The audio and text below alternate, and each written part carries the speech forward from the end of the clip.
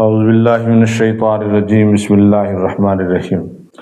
دوستان مکرم، یہ ہمارا جو سلسلہ ہے قرآن فہمی کا، ہمارا یہ سلسلہ آپ کے سامنے سورہ فاتحہ سے لے کے اب ہم چوتھی سورۃ النساء پہ پہنچ گئے ہیں، اور شروع میں آپ کو بتایا تھا کہ جب بھی کسی سورت کا مطالعہ کرنا ہو تو اس سے پہلے اس کے خلاصہ کو ذہن میں رکھ لیں، اس کے اہم مضامین کو ذہن میں رکھ لیں، اس کا شان نزول ذہن میں رکھ لیں۔ بہت ساری باتیں ہم آپ کو ایسی بتا دیتے ہیں جس میں مطالعہ بالکل آسان ہو جاتا ہے، اور جو قرآن پاک کا مقصود ہے، جو اس کا حاصل ہے، اسے پانے کے لیے آپ کے لیے ماحول بالکل سازگار ہو جاتا ہے۔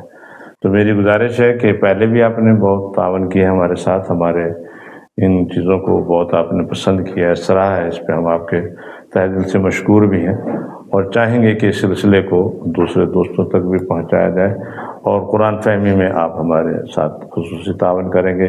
اللہ تعالیٰ آپ کو، ہم سب کو اجر عظیم دے۔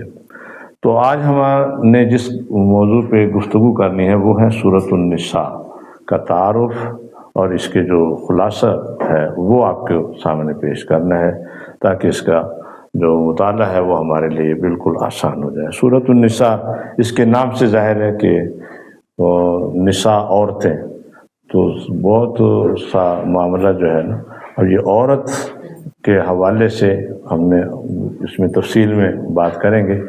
یہ مدنی صورت ہے، اس کے 24 رکوع ہیں، 176 آیات ہیں، 3030 اس کی الفاظ ہیں۔ یہ زمانہ نزول اس کا 3 ہجری کے آخر سے اور 5 ہجری کے اوائل تک کا یہ زمانہ ہے جس میں یہ صورت نازل ہوگی۔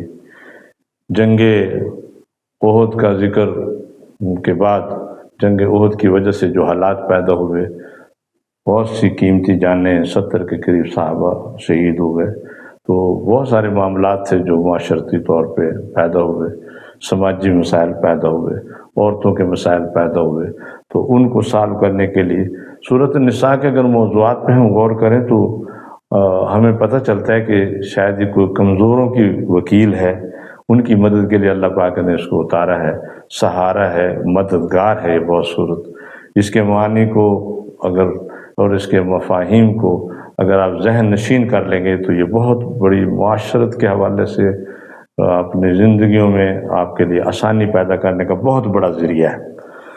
اگر اس کے اہم مضامین دیکھے جائیں تو اس میں گھریلو زندگی کو بہتر بنانے کی باتیں ہوئی ہیں، یتامہ کے حقوق کی بات ہوئی ہے، عورتوں کے حقوق کی بات ہوئی ہے، عدل و انصاف اس میں ڈسکس کیا گیا ہے، حق و باطل کی مارکہ آرائی میں ایک مسلم کا رول کیا ہونا چاہیے، انفرادی کردار سازی میں مسلمانوں کو کیا کوشش کرنی چاہیے، اسلامی معاشرت کے کیا اصول و قواعد ضابطے، باقاعدہ ان کا ضابطوں کا تعین کیا گیا ہے، اطاعت رسول صلی اللہ علیہ وآلہ وسلم کی اہمیت کو اجاگر کیا گیا ہے، عدل و انصاف کے تمام پہلوؤں کو اجاگر کیا گیا ہے، تاکہ ہمارے لیے یہ ایک مفید صورت جو ہے نا پیدا ہو جائے گی۔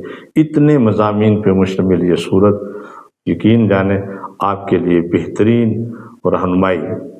عورت جو ماں بھی ہے، بیٹی بھی ہے، بہو بھی ہے، بہن بھی ہے، ایک باپ جو ہے وہ کسی خاتون کا ہی باپ ہے، بھائی ہے، کسی خاتون کا بھائی ہے، تو یہ سارے رشتے ایک عورت کے دم کا دم سے ہیں۔ عورت جہاں ماحول میں، ایک معاشرت میں، سماج میں زینت کا سبب ہے، اس کی بہتری میں سارے معاملات کے اندر اس کا کردار بہت اہم ہے۔ اپنے عنوان کے حوالے سے، اپنے نام کے حوالے سے اور اپنے مضامین کے حوالے سے یہ صورت ہمارے لیے بہت ہی بہترین صورت ہے۔ پہلا جو اس کا شروع سے ہی ایک بات جو کی گئی ہے وہ ہے وحدت انسانی، کہ انسان جو ہے وہ ایک ہی باپ سے پیدا کیا گیا، خلقکم من نفس واحدہ۔ اس میں انسانوں کو بتایا گیا کہ جب تم ایک ہی باپ کی اولاد ہو تو تمہارے اندر اخوت ہونی چاہیے، محبت ہونا چاہیے، پیار ہونا چاہیے، عبادت، آپ کے اندر اتحاد، اتفاق ہونا چاہیے۔ تو اس میں سب سے پہلی جو اہم بات آتی ہے وہ ہے گھریلو زندگی۔ گھریلو زندگی کو بہتر بنانے کے لیے، اسے آسودہ رکھنے کے لیے، اسے خوشگوار بنانے کے لیے اس کے اندر رہنما اصول دیے گئے ہیں۔ اب وہی گھر ہے، گھریلو زندگی میں بچہ جو ہے وہیں سے پرورش پاتا ہے، اخلاق کی تعمیر، کردار کی تعمیر ماں کی گود سے ہی شروع ہو جاتی ہے۔ گھر کو یوں سمجھ لیں کہ وہ قوم کی خشت اول ہے، اس کا ماحول وہ پہلا مدرسہ ہے جہاں سے بچہ تربیت پاتا ہے اور آگے بڑھتا ہے۔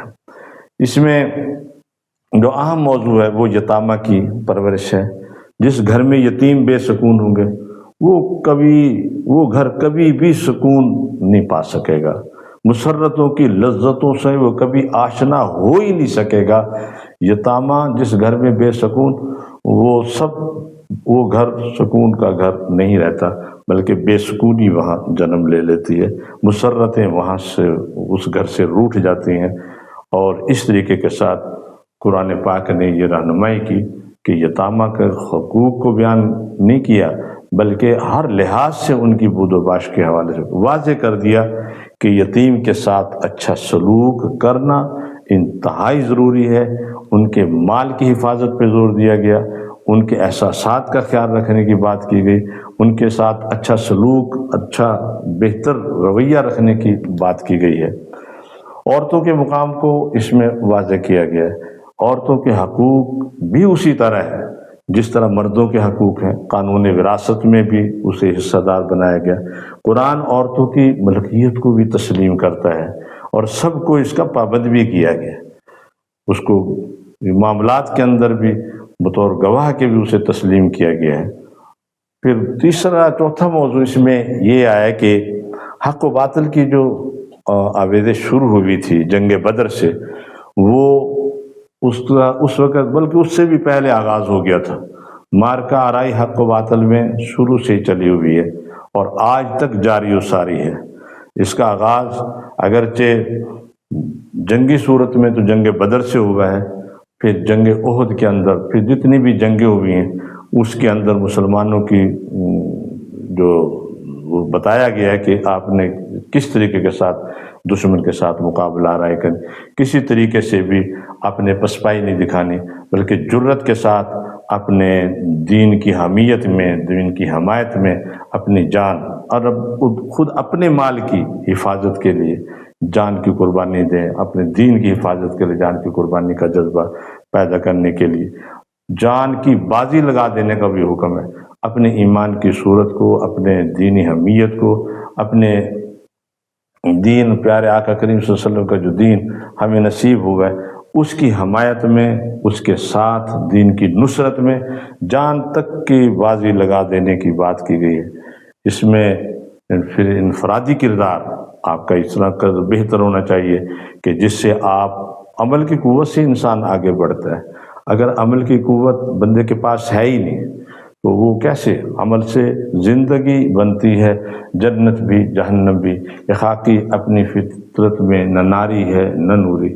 اب انسان کے کردار سازی میں جو اس کا عمل ہے وہ بتا دیتا ہے، اور ایمان کی جو صحیح صورت جو انسان کے اندر موجود ہوتی وہ اس کے عمل سے ظاہر ہو جاتی ہے۔ اطاعت رسول کا جو جذبہ ہے وہ تو آپ کے اور میرے عمل کو انتہائی خوبصورت بناتا ہے۔ اگر ہم اس کے آیات کو ترتیب سے ذہن میں رکھیں، آیات کی ترتیب میں اس کے موضوعات کو ذہن میں رکھیں، تو آیت نمبر 1 تا 14 وہاں پہ وحدت انسانی کی بات ہوئی ہے۔ انسان کو یہ بھی بتایا گیا ہے کہ آپ باکردار ہو جائیں۔ بدکاری کی بہت شدت سے مذمت کی گئی ہے کہ، اور پھر اس پہ گناہ سرزد ہونے پہ ندامت کے پہلو کو، نادم ہونے کو سراہا گیا ہے، پھر جس سے توبہ کی اللہ پاک توفیق دے دیتا ہے۔ ایک ایسی چیز ہے جس سے بندے کو توبہ کی بھی توفیق نہیں ہوتی۔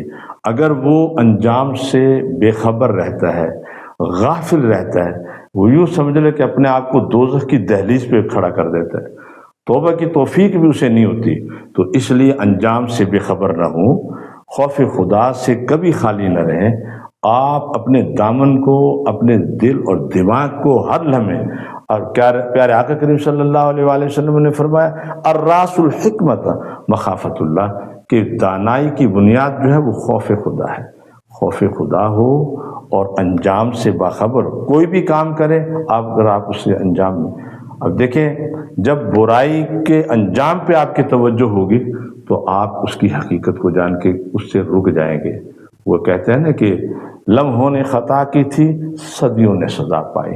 یہ گناہ جو بدکاری ہے، یہ گناہ ایسے سرزد ہو جاتے ہیں، لمحوں میں خطا کرتا ہے لیکن ساری زندگی کی شرمندگی اس کا مقدر بن جاتی ہے، اور ٹھیک سے نہ وہ جی سکتا ہے اور نہ وہ مر سکتا ہے۔ ہمیشہ اللہ تعالیٰ سے پناہ مانگنی چاہیے، اس کا فضل مانگتے رہنا چاہیے۔ اور پھر یہ بھی آیت نمبر 15 تا 42 کے اندر یہ سارے عنوان موجود ہیں۔ 43 سے 70 نمبر آیات کے اندر اللہ تعالیٰ نے نماز میں غفلت برتنے والوں کو کہا ہے کہ نماز میں غفلت بڑی نقصان دہ چیز ہے۔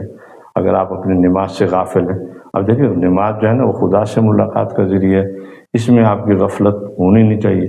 غفلت کس بات میں؟ پیارے آقا کریم صلی اللہ علیہ وآلہ وسلم کے طریقے کے مطابق جو شخص نماز میں خشوع و خضوع پیدا کرے گا، لازمی وہ نماز کے مفہوم پہ غور کرے گا، اور نماز کی ایک ایک بات میں، قیام میں کیا پڑھ رہا ہے، رکوع میں کیا پڑھ رہا ہے، سجدے میں کیا پڑھ رہا ہے، خدا کے قرب حاصل کرنے کا بہترین ذریعہ جو ہے وہ نماز ہے۔ پھر یہاں پہ ان آیات کے اندر اسی میں یہود و نصارہ کا ذکر آیا، یہود کی گستاخیاں، ان کی بے باکیاں، اہانت پیغمبران جو ان کے اندر پائی جاتی تھی، نہ صرف اس کی مذمت کی گئی بلکہ آنے والے لوگوں کو بتایا گیا کہ دیکھو یہ جو گستاخیاں ہیں، بے باکیاں ہیں، اپنے پیغمبران کی عزت اور تکریم، یہ تمہارے ایمان کی بڑھوتری کا ذریعہ ہے۔ یہود نے اپنے انبیاء کی عزت نہیں کی، ان کی تکریم نہیں کی، تو وہ ہمیشہ کے لیے جو خدا کی بارگاہ سے جو ہے غضب کا شکار رہے۔ اور اسی طریقے کے ساتھ شرک ایک ایسا ظلم ہے، ان الشرک لظلم عظیم، بہت بڑی برائی ہے۔ اس کے بارے میں بتایا گیا ہے کہ یہ ظلم عظیم بھی ہے، اور یہ یوں سمجھ لو کہ اپنے رب سے بغاوت ہے، اور بغاوت کی سزا آپ سمجھتے ہیں کہ باغی کی سزا تو موت ہے۔ اس کو تو اس کا تو محاسبہ بہت ضروری ہے۔ ایک بندے نے اپنے رب کے خلاف بغاوت کر دی ہے، اسے کون پناہ دے؟ اور اللہ تعالیٰ کی بارگاہ سے اس کو اسی لیے ظلم عظیم کہا گیا۔ فرمان رسول صلی اللہ علیہ وآلہ وسلم اس پہ گواہ ہے۔